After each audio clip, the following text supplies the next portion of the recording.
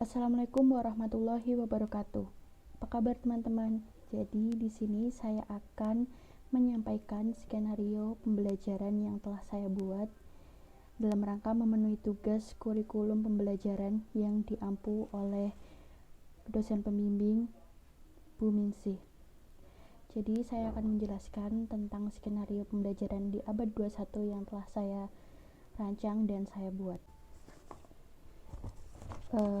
Berikut adalah rancangan skenario pembelajaran yang telah saya buat. Saya perkenalkan, nama saya Salsabila Anindya Putri, NIM 257 dari kelas 4F. Skenario pembelajaran sekolah SD Negeri 1, kelas semester 5, semester 2. Tema 7, peristiwa dalam kehidupan. Subtema 2, peristiwa kebangsaan seputar proklamasi. Pembelajaran ketiga, fokus pembelajaran bahasa Indonesia, IPS, dan PPKN. Alokasi waktu 6 kali 35 menit atau 6 jam pelajaran. Yang pertama, saya akan menjelaskan kompetensi inti yang terkait di dalam pembelajaran ini. Yang pertama, menerima dan menjalankan ajaran agama yang dianutnya. Kedua, memiliki perilaku jujur, disiplin, tanggung jawab, santun, peduli, dan percaya diri dalam berinteraksi dengan keluarga, teman, guru, dan tetangga. Yang ketiga, yaitu memahami pengetahuan faktual dengan cara mengamati, mendengar, melihat, membaca, dan menanya berdasarkan rasa ingin tahu tentang dirinya, makhluk ciptaan Tuhan dan kegiatannya, dan benda-benda yang dijumpainya di rumah dan di sekolah.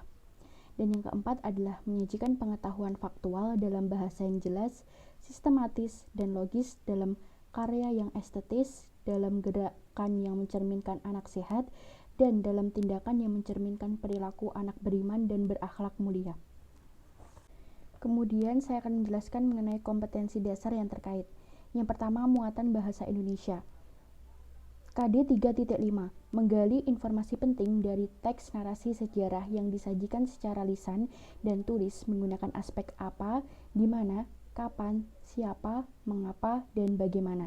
Kemudian KD 4.5, memaparkan informasi penting dari teks narasi sejarah menggunakan aspek apa, di mana, kapan, siapa, mengapa, dan bagaimana, serta kosakata baku dan kalimat efektif. Nah, kemudian muatan yang kedua adalah pendidikan kewarganegaraan atau PPKN. KD yang pertama adalah KD 3.3, yaitu menelaah keberagaman sosial budaya masyarakat. Selanjutnya KD 4.3, yaitu menyelenggarakan kegiatan yang mendukung keberagaman sosial. Dan kemudian muatan yang terakhir yaitu IPS, ilmu pengetahuan sosial. Yang pertama KD 3.4, mengidentifikasi faktor-faktor penting penyebab penjajahan bangsa Indonesia dan upaya bangsa Indonesia dalam mempertahankan kedaulatannya. Kemudian yang kedua adalah KD 4.4, menyajikan hasil identifikasi mengenai faktor-faktor penting penyebab penjajahan bangsa Indonesia dan upaya bangsa Indonesia dalam mempertahankan kedaulatannya. Kemudian poin yang selanjutnya saya akan menjelaskan mengenai tujuan pembelajaran. Tujuan pembelajaran yang saya buat ini adalah yang pertama, 1. Dengan membaca, siswa dapat menyebutkan peristiwa-peristiwa heroik dalam menyambut proklamasi kemerdekaan dengan penuh tanggung jawab. Yang kedua, dengan membaca dan mengamati, siswa dapat mengidentifikasi nilai-nilai luhur dalam keberagaman masyarakat dengan penuh kepedulian. Dan yang ketiga adalah dengan mengamati, siswa dapat mengetahui kegiatan-kegiatan masyarakat di sekitar tempat tinggalnya yang menunjukkan nilai-nilai persatuan dalam keragaman dengan penuh rasa tanggung jawab. Nah, selanjutnya saya akan menjelaskan mengenai materi pembelajaran yang terkandung di dalam pembelajaran ini.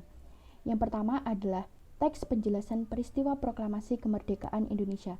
Yang kedua, menjelaskan peristiwa heroik dalam menyambut proklamasi kemerdekaan. Dan yang ketiga adalah kegiatan masyarakat di sekitar tempat tinggal peserta didik. Kemudian, metode pembelajaran. Metode pembelajaran ini menggunakan pendekatan pembelajaran saintifik dengan metode simulasi, percobaan diskusi, tanya jawab, penugasan, dan ceramah. Dan selanjutnya adalah media atau alat, bahan, dan sumber belajar. Media atau alat yang saya gunakan yang pertama adalah 1. Teks bacaan. Kedua, contoh alat musik tradisional daerah. Yang ketiga adalah beragam benda di kelas dan lingkungan sekitar. Sumber belajar yang terkait adalah buku guru dan buku siswa kelas 5 tema 6 serta buku tematik terpadu kurikulum 2013. Selanjutnya saya akan menjelaskan tentang langkah-langkah kegiatan pembelajaran yang akan dilakukan. Dibagi menjadi 3, yaitu pendahuluan, kegiatan inti, dan penutup. Untuk pendahuluan menggunakan waktu 15 menit, di mana langkah-langkahnya adalah sebagai berikut. Yang pertama, kelas dibuka dengan salam, menanyakan kabar dan mengecek kehadiran siswa. Yang kedua, kelas dilanjutkan dengan doa dipimpin oleh 1 orang siswa. Ketiga, siswa difasilitasi untuk bertanya jawab, pentingnya mengawali setiap kegiatan dengan berdoa. Selain berdoa, guru dapat memberikan penguatan tentang sikap syukur. Yang keempat, siswa diajak menyanyikan lagu Indonesia Raya. Guru memberikan penguatan tentang pentingnya menanamkan semangat kebangsaan. Yang kelima, siswa diminta memeriksa kerapian diri dan kebersihan kelas.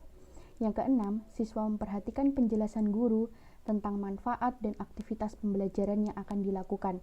Yang ketujuh, siswa menyimak penjelasan guru tentang pentingnya sikap disiplin yang akan dikembangkan dalam pembelajaran. Yang kedelapan, pembiasaan membaca. Siswa dan guru mendiskusikan perkembangan kegiatan literasi yang telah dilakukan. Yang kesembilan, siswa diajak menyanyikan lagu daerah setempat untuk menyegarkan suasana kembali. Nah, yang selanjutnya kita beralih ke kegiatan inti. Kegiatan inti memerlukan waktu selama 180 menit atau 3 jam.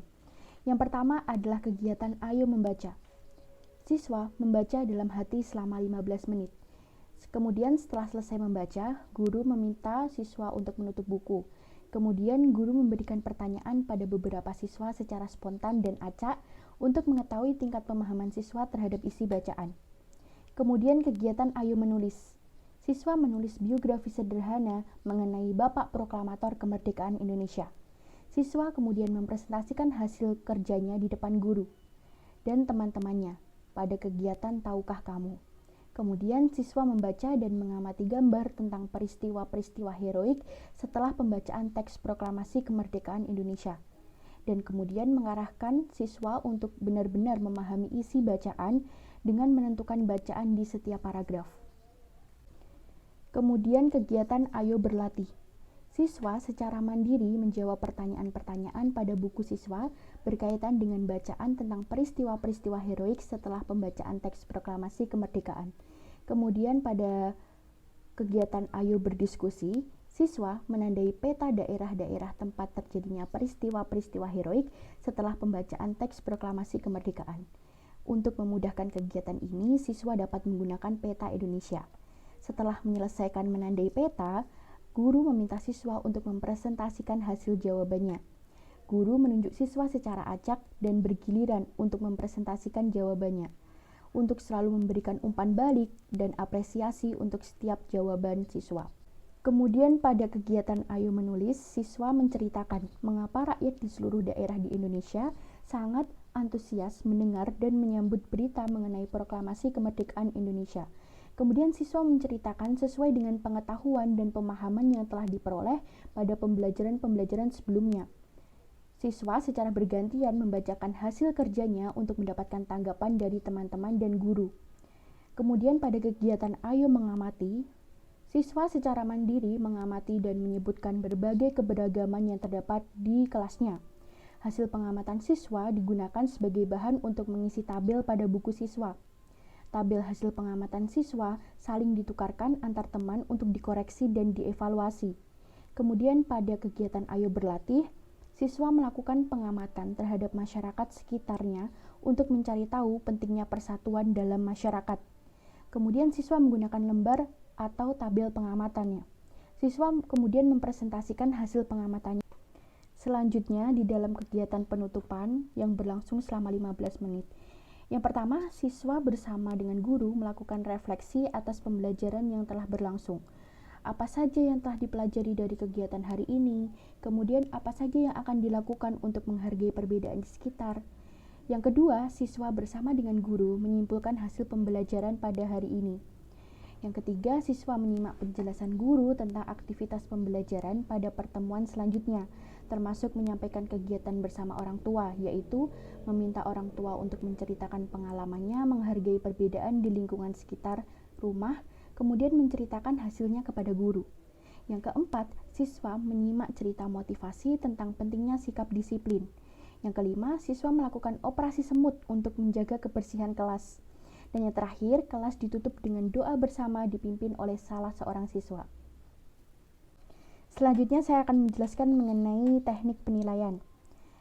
Teknik penilaian menggunakan penilaian sikap dan penilaian pengetahuan. Penilaian sikap dengan cara mencatat hal-hal yang menonjol, positif maupun negatif yang ditunjukkan siswa dalam sikap disiplin. Kemudian penilaian pengetahuan, muatan bahasa Indonesia, IPS dan PKN, indikatornya dengan rubrik berlatih. Penilaian bahasa Indonesia, IPS dan PKN dengan cara memberi tanda centang pada kegiatan yang memenuhi kriteria. Teknik penilaiannya adalah tes tertulis dan bentuk instrumennya adalah soal pilihan ganda, soal isian, dan juga soal uraian. Kemudian selain penilaian sikap dan penilaian pengetahuan, ada juga penilaian unjuk kerja. Muatannya terdiri dari tadi bahasa Indonesia, IPS, dan PKN. Indikatornya yaitu untuk bahasa Indonesia, penilaian uji unjuk kerja. Yang pertama rubrik mengamati gambar, yang kedua rubrik presentasi. Begitupun juga dengan IPS. Untuk muatan PPKN, indikatornya adalah dengan penilaian uji unjuk kerja. Yang pertama rubrik mengamati gambar, yang kedua rubrik presentasi peta konsep. Teknik penilaiannya untuk muatan bahasa Indonesia adalah diskusi dan unjuk hasil. Dan untuk muatan IPS adalah unjuk kerja dan hasil, begitu pula dengan PPKN.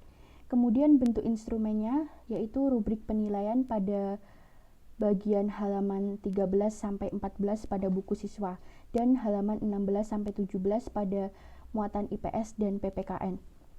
Kemudian terdapat juga nanti adanya remedial. Siswa yang belum terampil dalam menemukan gagasan pokok dan gagasan pendukung dapat diberikan contoh-contoh tambahan teks sebagai latihan tambahan. Siswa dapat dibantu oleh siswa lain yang telah sangat terampil dalam menemukan gagasan pokok dan gagasan pendukung. Dan ada juga pengayaan, apabila memiliki waktu, siswa dapat memainkan ensemble bunyi mereka pada kelas lain. Jadi itu dia penjelasan singkat saya mengenai contoh sederhana skenario pembelajaran abad 21. Semoga dapat bermanfaat bagi teman-teman semua. Apabila ada kesalahan dan kekurangan, saya mohon maaf yang sebesar-besarnya. Wabillahi taufik wal hidayah. Wassalamualaikum warahmatullahi wabarakatuh.